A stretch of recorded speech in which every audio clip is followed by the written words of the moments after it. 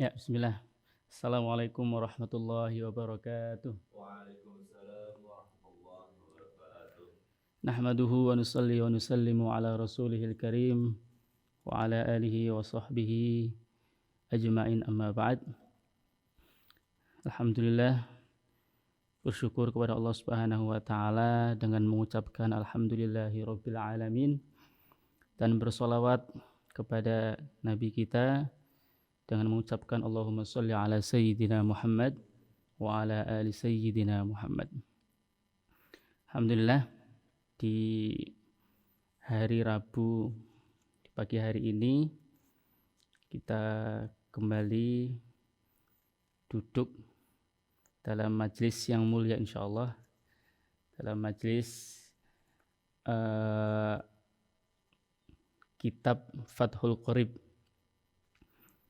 yang mana kitab ini insyaallah sudah populer di kalangan masyarakat, lebih lagi di pesantren ya. Pesantren salaf di mana-mana belajar fikih, kitabnya insyaallah gak jauh dari ini. Fathul Qorib atau Safinatun Najah, mungkin ya standarnya itu. Ada juga yang lebih tinggi biasanya Fathul Mu'in. Itu biasanya dikaji di salaf yang mungkin lebih tinggi lagi pembahasannya.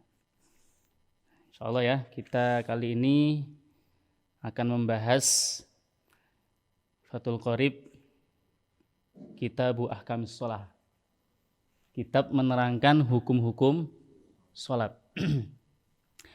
Ini saya akan bacakan. Qala al-mu'allifu rahimahullahu ta'ala wa nafa'ana bihi wa bi'ulumihi wa bi'ulumi sa'iri sholihin fid dharain. Amin. Kitabu Ahkamis Shalah, kitab menerangkan hukum-hukum sholat. Sebelum kita lanjut mengenai pembahasan, kita perlu mengetahui definisinya. Wahiyya lughatan ad-du'a'u. Sholat itu secara bahasa artinya doa, berdoa. Ya. Wa syar'an, dan secara istilah, kama qala Ar-Rafi'i, Imam Ar-Rafi'i mengatakan aqwalun wa af'alun muftatahatun bit takbir mukhtatamatun bit taslim bi syara'iti makhsusatin. Imam Rafi'i mengatakan salat secara istilah adalah perkataan-perkataan dan perbuatan-perbuatan yang dimulai atau dibuka dengan takbir dan ditutup dengan salam.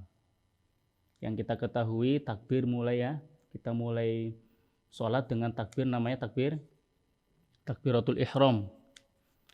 Kemudian ketika kita menyelesaikan sholat ditutup dengan salam yang pertama, itu namanya salam akhir, salam untuk menutup sholat. Kemudian ya, kita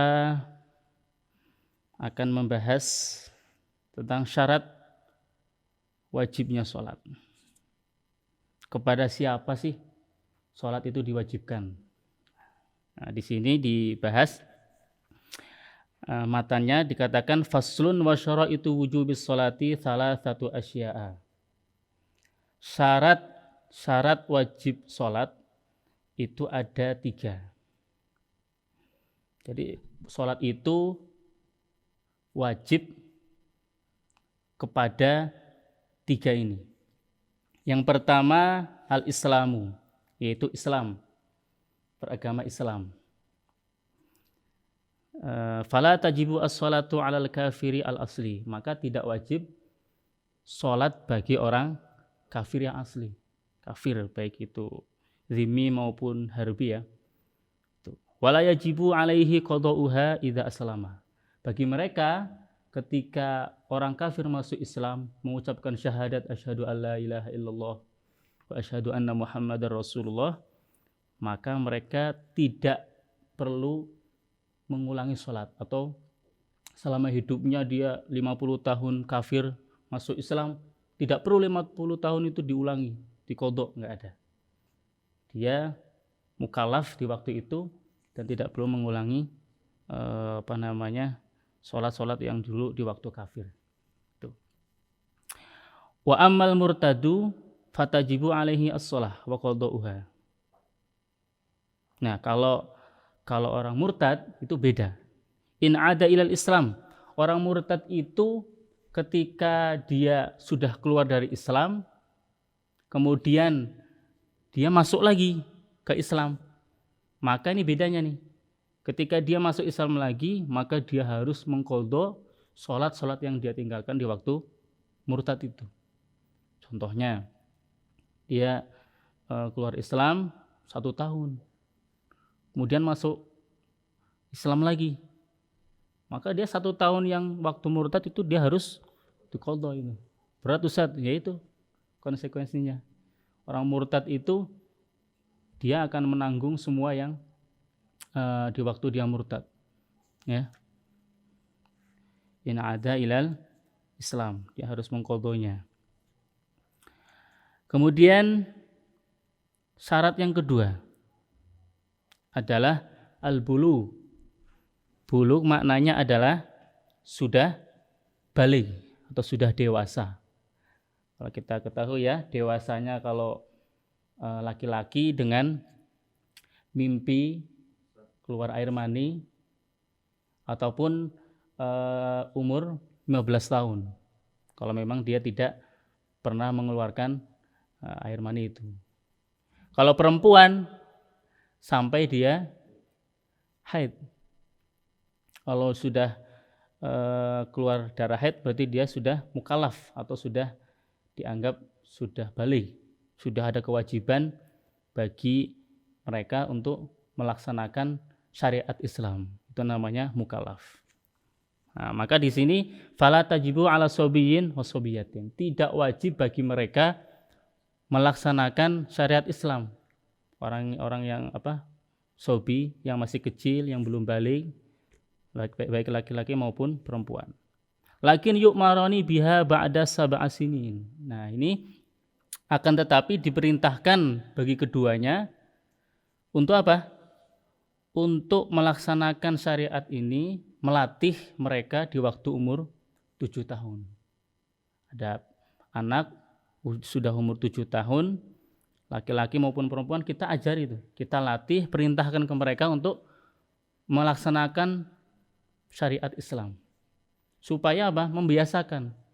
Anak kecil kalau dari kecil kita latih, kita membiasakan dengan agama, dengan sholat, dengan sedekah, insya Allah nanti besarnya dia akan menjadi pemuda, menjadi orang yang kuat dalam ibadah imannya kepada Allah itu. In hasala at-tamyizu biha. Nah, ini anak kecil yang sudah umur 7 tahun disebut juga dengan dalam Islam itu tamyiz. 7, 8, 9 tahun itu disebut tamyiz. Tamyiz itu ya banyak istilah ya, salah satunya itu bisa membedakan mana yang baik, mana yang buruk. Tamyiz. Ataupun tamyiz itu bisa melakukan apapun dengan sendirinya, makan, minum, istinja, itu dengan diri sendirinya. Itu namanya tamyiz. Tamyiz di sini memang belum baligh, belum diwajibkan syariat, tapi sudah mendekati tamyiz, mendekati baligh, sehingga kita sudah melatihnya dengan itu, mengenal dengan syariat Islam. Kemudian wayud robani ala tarkiha ba'da kamali asyra sinin. Ketika anak itu sudah mencapai umur 10 tahun, memang belum balik tapi udah umur 10 tahun, maka kewajibannya adalah kita memerintahkan kepada mereka, dan ketika mereka tidak mau melaksanakannya, kita memberikan sebuah takziran, sebuah mungkin pukulan, sehingga menyadarkan mereka betapa pentingnya syariat, kita harus melaksanakannya. Umur 10 tahun harus diperintahkan Bahkan sunnah ya itu memakai rotan dipukul, tapi pukulan yang memang tidak sampai membuat bekas luka, tapi menyadarkan mereka supaya mereka paham syariat Islam itu betul-betul harus kita jalani gitu. Maka bagi orang tua ya, bagi mungkin yang mempunyai anak, kewajiban mereka memerintahkan. Dan tidak cuma sholat, syariat yang lain termasuk juga harus diperintahkan. Contohnya apa? Contohnya itu puasa. Ketika udah umur 10 tahun perintahkan puasa walaupun belum balik. Itu akan menjadi pahala jariah bagi orang tuanya gitu. Kemudian yang ketiga, syarat wajibnya sholat yang ketiga adalah al-aqlu, orang yang berakal. Fala tajibu ala majnun, maka tidak wajib bagi orang yang gila melaksanakan sholat. Terus gimana Ustaz? Misalnya kalau orang gila sadar sudah kembali lagi, perlu nggak mengulangi sholatnya, mengqadha sholatnya? Tidak perlu. Karena orang majnun itu juga ghairu mukallaf, tidak ada kewajiban melaksanakan syariat Islam. Sama kayak anak kecil. Anak kecil, kemudian orang gila, kemudian yang awal juga orang kafir, ketika mereka sudah mukallaf, yang kafir sudah masuk Islam, kemudian yang sobi, yang anak kecil sudah balik, kemudian yang majnun sudah sadar lagi, maka tidak perlu bagi mereka untuk mengqadha sholat-sholat sebelumnya, kecuali tadi murtad. Murtad itu habitat a'maluhum, semua amal mereka dihapus. Bayangkan coba kita umur 30 tahun misalnya, ada orang lain, jangan kita ya. Alhamdulillah ya. Ada orang umur 30 tahun, ibadahnya semangat, rajin ibadah, sedekah, zakat semua dijalankan, sudah haji, sudah umroh. Ternyata na'udzubillah murtad umur 30, maka semua amalnya dihapus, hilang. Habitat a'maluhum, dan ketika dia kembali ke Islam maka diulang dari nol. Bahkan sholat yang dia tinggalkan sebelumnya akan menjadi qadha baginya. Dia harus membayarnya, mengqadhanya, sholat lagi, itu ya. Itu penting sekali itu. Makanya kita ya semoga dijaga sama Allah, iman kita dikuatkan sehingga ya kita tidak sampai jangan sampai kita keluar dari Islam. Islam rahmatan lil alamin. Gitu. Insyaallah ya. Sampai sini mungkin ada pertanyaan. Silakan. Kalau ada mungkin. Ini kayak ngajar aja gitu. Ngajar di kelas. Gimana tuh? Bodoh ya, kayak kita kan masih muslim lah, misalnya sampai berakhir. Nah kan kita kadang ketika turun tuh terlewat lah. Berarti ada kewajiban kita untuk mengqadhanya. Ketika turun apa nih? Imannya. Oh, turun imannya. Kadang kita terlewat lah misalkan gitu. Iya, harus mengqadha. Imannya kita kan memang naik turun ya. Yang penting ketika kita sadar ingat, maka langsung dikerjakan. Itu kodonya direkap dari yang lama atau yang terakhir aja? Mengqadha yang ingat saja, yang diyakini. Kadang kita pernah yang namanya di masa jahiliyah. Mungkin kita masa lampau yang nggak baik ya. Itu mungkin beberapa saat, di beberapa waktu kita kadang lupa ini. Di waktu ini kita nggak sholat, waktu ini kita nggak melaksanakannya. Ya kita melaksanakan yang membayar yang kita yakini. Yang kita yakini dijumlahkan berapa semuanya itu insya Allah. Teknisnya itu setelah sholat fardunya ya? Iya, sebisa mungkin sebetulnya kalau kita mengambil cara misalnya setiap sholat fardu kita sholat qadha setiap 5 waktu 5 kali mungkin gitu. Karena mengerjakan sholat qadha itu ada hukumnya 2. Yang pertama ada hukum wajib segera, yang kedua ada hukum sunnah segera. Mengqadha sholat wajib segera ketika yang pertama itu salah satunya dia meninggalkan sholat tanpa ada uzur. Tanpa ada uzur, misalnya sengaja dia sibuk dengan kesibukannya, dunianya, dan dia bukan lupa gitu, ataupun bukan karena tidur. Berbeda kalau ada uzurnya nih, misalnya ketiduran bablas, atau dia lupa, memang betul-betul lupa, maka mengerjakan qadha itu menjadi sunnah kalau memang ada uzurnya. Sunnah segera ya, tapi kalau mengerjakan qadhanya tetap wajib. Tapi kalau segeranya ini ada yang wajib, ada yang sunnah gitu. Udah, Say. Kalau gini kan gimana? Sekarang waktu isya itu sebentar lagi nih. Waktu isya. Waktu isya sebentar lagi. Kita udah ngantuk banget nih. Rencana mau sholat, tidur lah.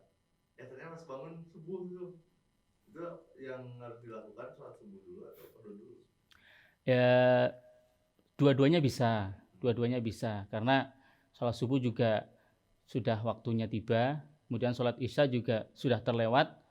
Kalau sudah terlewat berarti sudah menjadi qadha kan.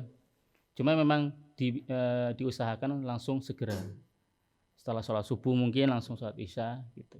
Tapi ketika dia lupa atau karena uzur seperti tidur, maka dia tidak ada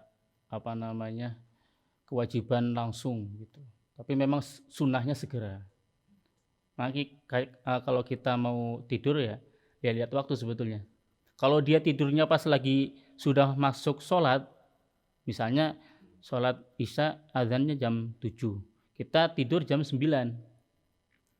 Nah, ketika kita mau tidur, dalam kita punya firasat kita susah bangun nih sampai subuh misalnya, maka nggak haram tidurnya baginya itu. Kalau memang sudah masuk waktu sholat, dia belum mengerjakan sholat, kemudian dia tidur, punya sangkaan dia nggak bakalan bangun sampai habis sholat, nggak boleh tidur, haram gitu. Tapi kalau punya sangkaan, dia bisa tidur ini nanti, dia bisa bangun nanti jam 12 misalnya mau sholat isya gitu ya, itu ya nggak apa-apa, nggak nyampe dosa tidurnya. Gitu. Cuma dia tidak mengerjakan sholat isya pada awal waktu gitu aja. Oh, jadi yang nggak boleh itu udah tahu kita susah bangun, tapi kita pakai tidur gitu. Dan waktunya sudah tiba, udah waktu sholat. Misalnya kayak sholat maghrib, kita belum sholat maghrib, jam 6:30 ngantuk betul. Akhirnya kita tidur tuh. Padahal kita kayaknya punya sangka kalau tidur ini bablas nih, nggak bisa kita bangun sebelum isya, bangun duluan sholat maghrib, ya susah, maka nggak boleh tidur. Gini tuh, kasusnya misalkan kita udah meyakinin bahwa diri kita bisa bangun nih, misalkan bangun jam 11 lah, contohkan pengen sholat isya jam 7 lewat, udah ngantuk banget, bangun nih jam 11, tahunya tidur bangun misalkan siang, gimana itu tadi? Ya kalau memang dia sebelumnya punya sangkaan, maka sangkaan akan berlaku baginya gitu. Cuma memang karena di luar kita kan punya kemampuan ternyata bablas, yaitu memang setiap manusia punya kelemahan gitu ya. Nabi pernah lupa sholat tidak sholat subuh pada waktunya, tapi sekali seumur hidup ya, bukan sering kayak orang-orang ya. Tetapi lupanya Nabi itu bukan karena Nabi betul-betul lupa ya, tapi dilupakan supaya menjadi syariat. Nabi waktu lupa ketika sudah keluar dari waktu sholat subuh, waktu subuh itu, maka Nabi langsung mengerjakan sholat subuh dan sholat subuhnya qadha. Maka atas daripada peristiwa ini, ulama-ulama yang berijtihad, mereka mengambil bahwa cara ketika kita melewatkan sholat sudah keluar dari waktunya dengan mengqadhanya. Coba seandainya Nabi tidak pernah lupa, tidak pernah terlewatkan sholatnya, maka ulama akan bingung bagaimana nih sholat yang sudah terlewatkan, apakah sudah selesai nggak usah diqadha atau bagaimana. Nah, atas peristiwa Nabi ini pernah Allah lupakan, sholat subuhnya pernah sampai selesai batasnya, sudah habis, maka ulama mengambil kesimpulan, oh ini caranya dengan mengqadha sholat subuh itu ya. Sebetulnya mau saya bahas satu lagi nih, ada tentang syarat sebelum mengerjakan sholat ya. Saya bacakan ya, biar satu paket lah syaratnya. Faslun wa syaraitu sholati qabla dukhuli fiha khamsatu asya. Syarat sholat sebelum masuk di dalamnya. Jadi sebelum kita mengerjakan sholat ada syaratnya. Syaratnya ada 5. Sebelum kita mengerjakan sholat ada 5 syarat yang harus kita penuhi. Yang pertama thaharatul a'dha. Thaharatul a'dha'i minal hadathi wan najasi. Suci anggota badan kita ya dari hadas dan najis. Jadi hadas ya, kita bersih dari hadas, yaitu kalau kita sebut BAB atau BAK ya, ataupun buang angin, itu termasuk hadas dengan cara wudhu itu. Kalau najis kita hilangkan, mungkin ada kotoran yang masih ada di tubuh kita ataupun yang masih nempel, yang masih kelihatan lah. Dan mungkin ada yang nggak kelihatan hukmiyah, mungkin bekas kecipretan najis misalnya, kita hilangkan itu. Kemudian wasatrul aurati bilibasin tohirin. Yang kedua syaratnya adalah menutup aurat dengan baju yang pakaian yang suci. Menutup aurat yang kita ketahui ya, kalau laki-laki itu di mana? Pusar sampai lutut. Itu syarat minimal. Kemudian kalau perempuan dia seluruh tubuhnya kecuali telapak tangan dan wajah. Nah, itu wajah yang harus ditutupi. Kemudian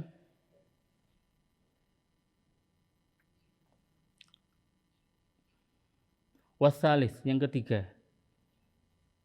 al-wuqufu ala makanin tohirin.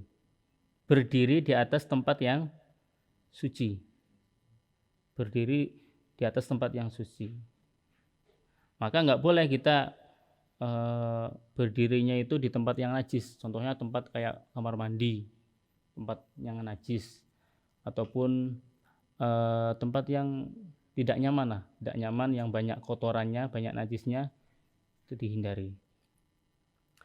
Terus bagaimana Ustadz? Misalnya kita sholat di tempat yang ada di dekat najis, ataupun sajadah kita kena ada najisnya.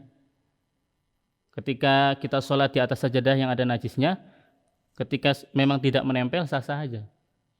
Memang hukumnya makruh, tapi sah-sah aja. Tapi kalau ada yang nempel, itu akan menjadi batal sholatnya. Tuh. Termasuk juga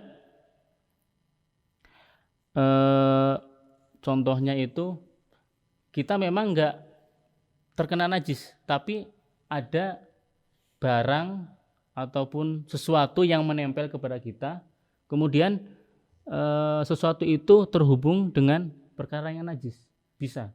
Contohnya kita misalnya mic misalnya, micnya di sini memang nggak ada najisnya, tapi salurannya itu kabelnya ada yang terkena najis, dan kabelnya itu ikut bergerak sesuai sholat kita, maka itu akan menjadi perkara yang membatalkan, karena kita sama seperti membawa najis. Itu.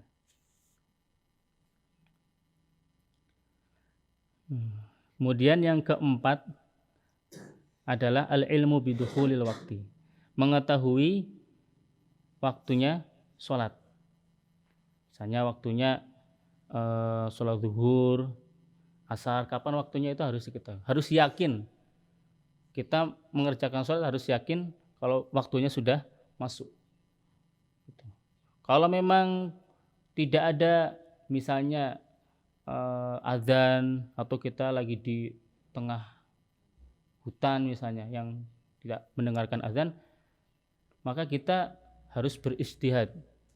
Istihad itu ya dengan melihat banyak tanda-tanda, kemudian kita beristihad menentukan ini waktunya sudah masuk, itu dengan seperti itu. Kemudian yang kelima adalah istiqbalul kiblah, menghadap kiblat. Artinya kita menghadap kiblat, kalau orang yang berada di jauh ya, seperti kita di Indonesia ya, kita ngarah ke arah Mekah aja gitu.